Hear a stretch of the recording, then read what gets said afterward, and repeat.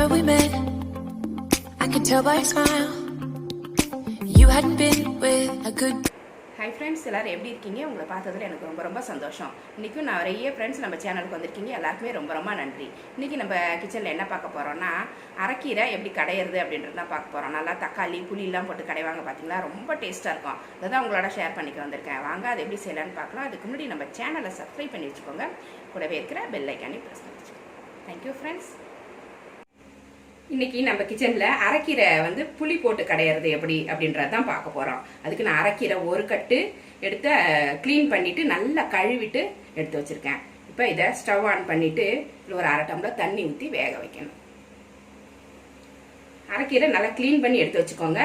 இப்போ நான் ஒரு அரை டம்ளர் கிட்ட தண்ணி ஊற்றுறேன். நீங்கள் கொஞ்சம் அதிகமாக கூட ஊற்றி வேக வச்சுக்கோங்க. ரொம்ப அதிகமாக ஊற்றக்கூடாது. அரை டம்ளர் இல்லைன்னா 3/4 டம்ளர் அளவுக்கு தண்ணி ஊற்றி வேக வச்சுக்கோங்க.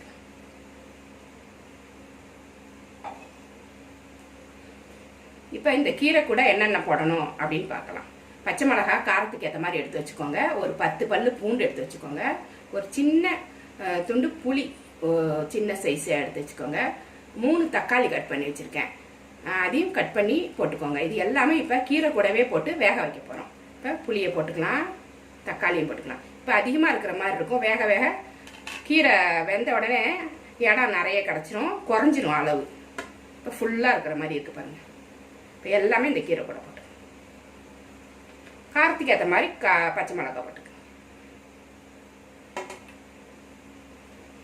இப்போ எல்லாமே இது வேகட்டும். நடுநடுவில் கிளறி விட்டுக்கோங்க. கீரை நல்லா வெந்துருச்சு. இப்போ இதை எடுத்து ஃபேனில் ஆற வச்சுட்டு இதில் எக்ஸ்ட்ரா தண்ணி இருக்கும், அது ஒரு பாத்திரத்தில் எடுத்து வச்சுக்கிட்டு இது மிக்சியில் விட்டு விட்டு அரைங்க. ரொம்ப நேரம் அரைக்காதீங்க, ரொம்ப குழன்னு ஆகிடும். விட்டு விட்டு 2 தடவை விட்டு அரைச்சிட்டிங்கன்னா பரவாயில்ல. கொஞ்சம் குறகுறப்பாக அரைச்சாதான் கீரை நல்லாயிருக்கும். கீரை கடையிற சட்டி இருந்தால் கூட போட்டு கடைஞ்சிக்கலாம். இல்லைன்னா மிக்சியில் அரைச்சி எடுத்துகிட்டு வந்துக்கலாம். இதை நான் இப்போ கடைஞ்சி எடுத்துகிட்டு வந்தேன்.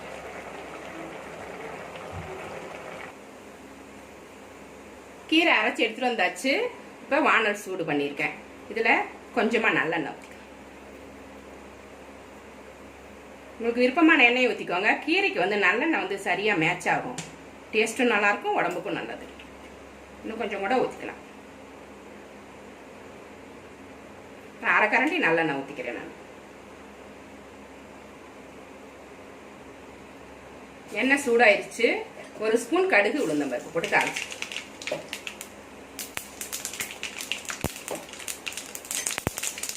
100 கிராம் சின்ன வெங்காயம் சின்ன சின்னதாக கட் பண்ணி வச்சுருக்கேன். கடுகு பொரிஞ்சிருச்சு. இதை அரைச்சி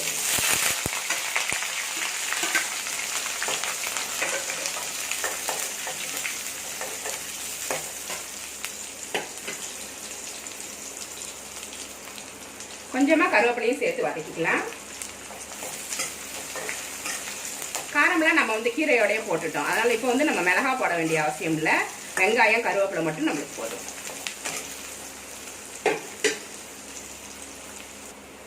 வெங்காயம் நல்லா வதங்கிருச்சு.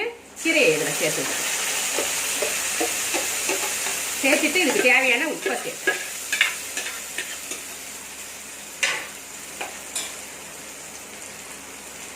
கீரை வேக வச்ச தண்ணி இருந்துச்சுன்னா இந்த கீரை கூட சேர்த்துக்கோங்க. எவ்வளோ தேவையோ சேர்த்துக்கோங்க. நிறைய சேர்த்துட்டிங்கன்னா அப்புறம் கீரை ரொம்ப தண்ணி ஆகிடும். இப்போ தேவையான உப்பை இதை சேர்த்து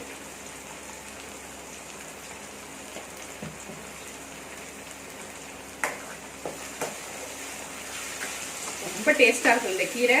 வெயிலுக்கும் அதுக்கும் இந்த கீரை நல்லா சூடான சாதத்தில் நெய் போட்டு சாப்பிடும்போது அவ்வளோ நல்லாயிருக்கும். உடம்புக்கும் ரொம்ப நல்லது.